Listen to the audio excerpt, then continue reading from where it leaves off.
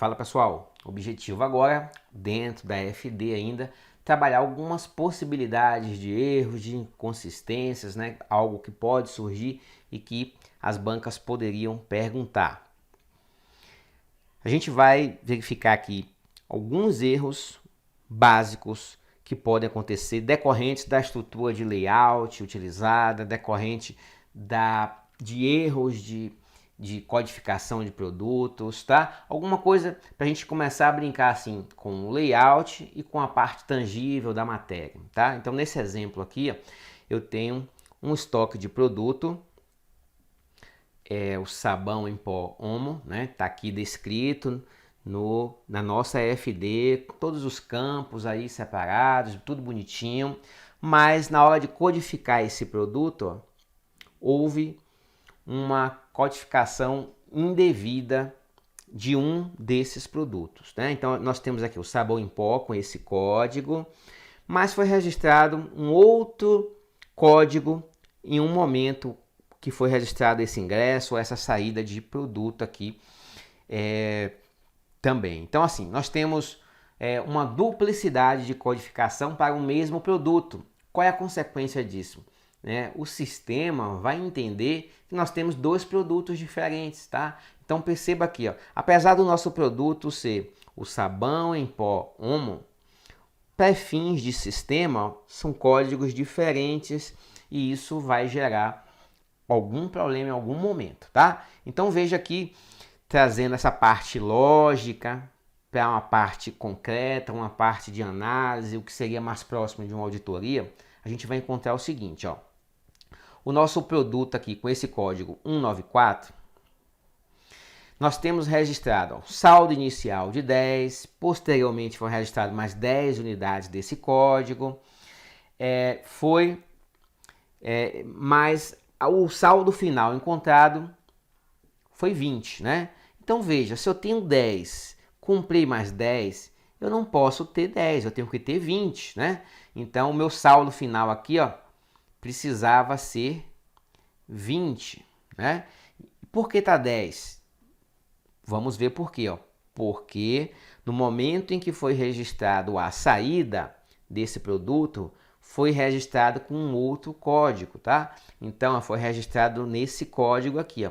Esse código não tinha nada, não foi comprado nada, mas na hora da saída foi registrado 10 unidades de saída desse código 310 aqui. Só que na verdade não era esse, era esse aqui. Então um erro de código pode gerar essa diferença, porque nós teremos, ó, aqui deveríamos ter 20, mas só temos 10. Aqui deveríamos ter nada, porque não existe, e temos menos 10. Então nós temos dois estoques com problemas aí, ó, porque na verdade não são dois estoques. Na verdade é o mesmo produto, mas houve um erro na codificação aqui, tá? Então, ó, é só fazer o ajuste aqui, ó. Esse 10 aqui, na verdade, ele precisa ser lançado aqui, ó. A saída foi do produto 194. Então isso aqui não existe, né?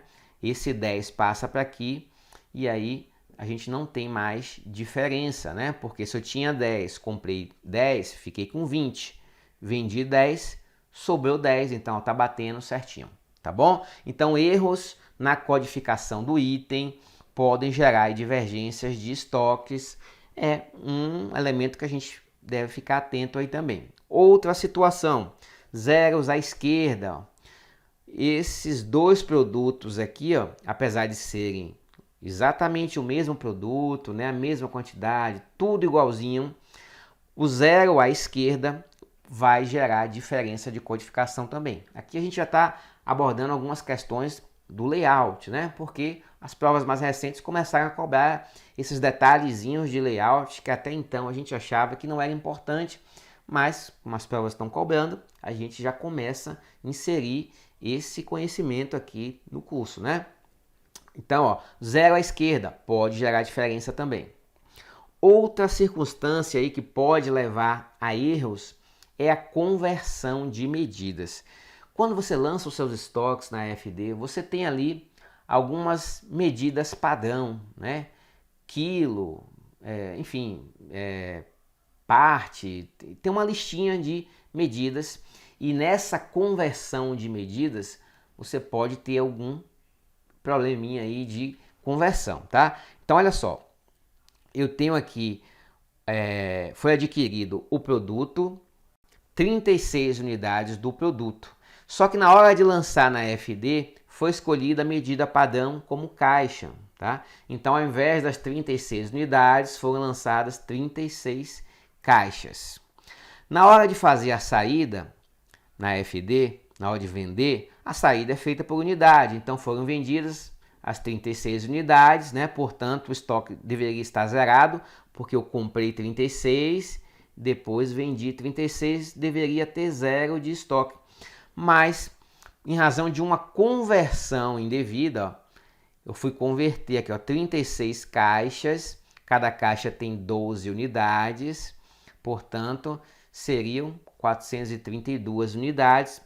Vendi 36 unidades, sobrou 396 unidades. Então, houve um erro de conversão de medidas padrão aqui. Na FD foi considerado caixa, mas na verdade a aquisição foi de unidade. E aí foi feita essa conversão de caixa em unidade. Só que não precisava fazer isso, porque na verdade aqui não era caixa. E aí um estoque que deveria estar zerado, de repente apareceu como 396 unidades. Tá? Então são erros que podem ser considerados clássicos aí na FD. Bom, o bloco K é um bloco de inventário, assim como o bloco H. E esse bloco K a gente ainda vai detalhar mais um pouquinho ele, mas só fazer uma introdução aqui. Ele vai trazer as informações mensais da produção e o respectivo consumo de insumos. Então, ó, comprou matéria-prima, estará lá no bloco K. Você consumiu matéria-prima, também estará lá essa movimentação de matéria-prima no bloco K. Tá? Então ele vai trazer o controle da produção e consumo de insumos, portanto é bastante utilizado pelas indústrias, né? Que é a indústria que produz, mas também por outros estabelecimentos que apenas revendem. Muitos deles já estão obrigados. Essa obrigatoriedade ela foi escalonada, né, por grupos de contribuintes. Hoje praticamente todo mundo faz o bloco K. Estabelecimentos industriais ou a ele equiparados pela legislação federal e pelos atacadistas, podendo a critério do fisco ser exigido de estabelecimento de contribuinte de outros setores. Então, apesar de, por excelência, ele atender a estabelecimentos industriais, uma vez que ele é um livro de controle do registro da produção e do estoque, então vai ter o consumo de matéria-prima, de produtos intermediários, de material de embalagem, ele também foi estendido para outros contribuintes a critério do fisco. E aí não vale a pena a gente falar quem são, né? Porque o fisco fez isso em pacotão, assim, por grupos de KNAI. Não vale a pena a gente saber, né, quem são os obrigados, assim, porque por excelência são os industriais, né? Os equiparados, atacadistas, aqueles que são equiparados a industrial para fins de IPI, aqueles que vão vender no atacado. Em geral são esses, porque são equiparados a industriais, né? A atividade deles se equipara à produção, né? E não a mera revenda. Tudo bem, esses são os clássicos que utilizam, né? Os contribuintes clássicos. Mas o fisco estendeu isso a diversos grupos de contribuintes, então isso fica no limite da legislação do fisco, aí quem é que vai escriturar o bloco K. O que é que você precisa saber aqui? Que é um bloco de produção, de estoque, um bloco de inventário também, tá? No bloco K, ó, o que é que nós teremos no bloco K? As mercadorias, matéria-prima, embalagem, os produtos, tanto em elaboração quanto já acabados, tanto os subprodutos, as sucatas, né, o produto intermediário, ou seja, toda a produção e estoque aqui e todos os insumos, toda a matéria-prima, todo material de embalagem, todo produto intermediário, outros insumos, tá? Então tudo isso estará no bloco K. Qual é a diferença do bloco K e do bloco H, que são blocos, ambos reúnem inventários, né? Bom, esses itens aqui, ó, eles estão no bloco H. Material de uso e consumo, aquisição de ativo imobilizado, e aquisição de serviços, tá? Então, esses aqui estão no bloco H. Alguns cruzamentos aí que a gente pode imaginar, tá? A partir de cruzamentos com o bloco K, né? Que é um bloco de inventário, e como essa lógica de cruzamento tem sido muito cobrada, eu pensei aqui naqueles que eu julgo serem os principais, né? Os cruzamentos, a gente pode dizer, eles não são infinitos, mas mas seria um número muito grande, porque a quantidade de registros é enorme, né? Então, assim, os principais, né? O que a gente pode fazer a partir do bloco K? Bom, o registro K200 é um registro muito importante porque ele tem a quantidade escriturada.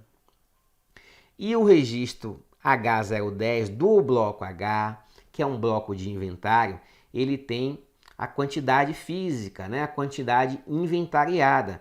Então, você confrontar quantidade escriturada com quantidade inventariada é um cruzamento bem clichê, né? É um cruzamento que vale a pena você saber, né? Escritural e real. Isso vale muito a pena você fazer. Outro cruzamento, a gente pode ampliar um pouquinho, ó. Quantidade, que é o K200, com as notas fiscais. Cada nota fiscal gera um registro C100, né? Já falei, né, desse registro C100, que é super importante, porque é o nosso insumo principal. Emitiu nota, recebeu nota, tem um registro C100 ou D100, se for o caso. Então, ó, confrontar a quantidade escriturada com as nossas notas fiscais. Bom, eu posso trazer mais registros aqui para engordar um pouquinho essa relação? Posso. Aqui eu tenho, ó, informações complementares. O registro C170, ainda que você não decore o que é, ele vai trazer informações complementares da nota, tá? Então, são elementos que vão se somar ao registro principal, C100, tá? Então, eu poderia trazer esse C170 aqui, que iria agregar também, ou então poderia tirar ele, porque se você pensar em termos de bloco, ó, K, confrontar o bloco K com o bloco C, isso aqui já seria suficiente para você responder as perguntas, tá? Porque provavelmente qualquer númerozinho que aparecer aqui dando nome a esse registro K e qualquer númerozinho que aparecer aqui dando nome a esse registro C, provavelmente é um registro interessante, porque toda a informação que está no bloco K, né, de inventário, com o bloco C, ainda que não seja o registro pai, C100 da nota, mas um registro complementar, ou um registro bem a data, código da situação fiscal, informações complementares da nota. Então, qualquer informação do bloco C vai ser útil em maior ou menor grau. Então, dificilmente uma questão que diz que cruzar bloco K com o bloco C para verificar se as quantidades estão regulares, né, se os valores escriturados estão regulares, provavelmente uma questão que diz assim, ó, cruzou o bloco K com o bloco C, você consegue afirmar sobre as quantidades escrituradas? Ó, consegue, mesmo que a questão não diga que tem que ser o K200, que tem que ser o C100, tá? Então, se você pensar em termos de bloco, você já consegue identificar esses cruzamentos possíveis, tá? Bom, então esse foi mais um registro aí, mais um cruzamento clichê. Outro cruzamento possível aí é o nosso H010. H010 vale a pena conhecer também, tá, pessoal? Que são os valores de estoques informados. A gente cruzando com a contabilidade, com a nossa conta estoques da contabilidade. Então, cruzamento que dá caldo, né? Dá para extrair alguma informação relevante aí, tá bom? Agora, volto a dizer, né? Se você esqueceu o nome do registro, né, eu gostaria que você fixasse que o registro H010 ele vai trazer a quantidade inventariada, tá? O registro K200, a quantidade escriturada e o registro C100, a nota fiscal, tá bom? Vale a pena você saber esse registro, mas como eu falei, se você esquecer que é H010, não importa. Porque se a questão dissesse assim, ó, vale a pena cruzar o H1, 2, 3, 4 com a SCD, provavelmente a resposta estará correta também, só por conta de ser o bloco H, ok? Ainda que não seja o registro que traz aquela informação principal, como a quantidade, Às vezes uma informação complementar também é útil. Então dificilmente uma questão que mencione corretamente os blocos estará incorreta apenas pela designação do registro, tá? Então fica com essa dica aí para você chutar a questão se você não souber. Então, ó, a questão colocou lá que cruzar o registro H888, estou inventando aqui, tá? Com a ESD é útil para a gente confirmar os valores de estoques informados? Eu respondo que sim, ainda que eu não saiba o que significa esse 888 aqui, porque qualquer informação do bloco H, que é um bloco de inventário, será útil para a gente confirmar com os valores informados na contabilidade, tá bom? Bom, uma questãozinha aqui. Análises a partir de cruzamentos eletrônicos de informações permite identificar divergência entre os arquivos XML da nota fiscal e os documentos escriturados na FD. Por exemplo, registros do grupo de informações N, ICMS normal e substituição tributária, podem ser extraídos do sistema de nota fiscal eletrônica para serem comparados com os registros de escrituração da FD que estão gravados em qual bloco?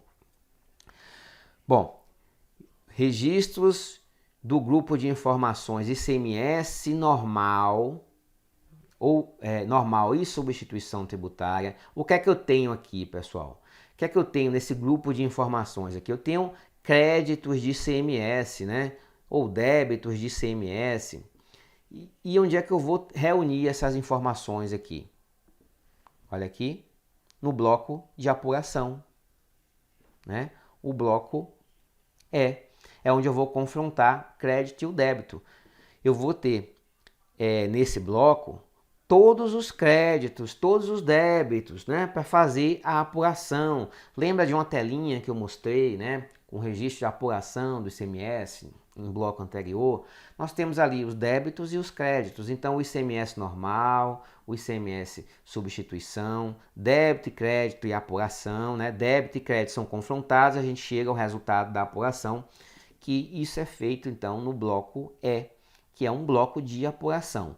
Os nossos blocos B, C e D são blocos de escrituração de documentos fiscais e os outros são blocos de apuração, né? Cada um apura uma coisa. Um apura o ICMS, outro apura o crédito do ativo permanente, os outros dois, H e K, são blocos de inventário, né, de controle de estoque. Para a gente fechar, uma questão recente agora. O auditor fiscal do GDF não pode solicitar ao contribuinte a AFD. Essa questão, eu já fiz essa questão, vamos fazer de novo. Não pode solicitar a escrituração do ICMS e IPI, uma vez que a recepção e validação dos dados são realizadas no ambiente SPED, né, administrado pelo GDF. Bom, essa questão veio fora de lugar, pessoal, né? Ela não é desse assunto aqui não, mas vamos aproveitar e responder essa questão. A fiscalização pode solicitar ao contribuinte a sua EFD, ok? Independentemente dela ser apresentada numa sistemática eletrônica, né? O fato de você enviar pela internet a sua escrituração, o fato de você emitir a nota fiscal via internet, o fisco não perde a capacidade de intimar você a apresentar as devidas informações, tá bom? Então essa questão veio fora de lugar aí, a gente aproveita e responde, né? Fica errado. E assim, pessoal, a gente termina então aqui, né, o nosso bloco. A gente volta daqui a pouquinho. Até mais.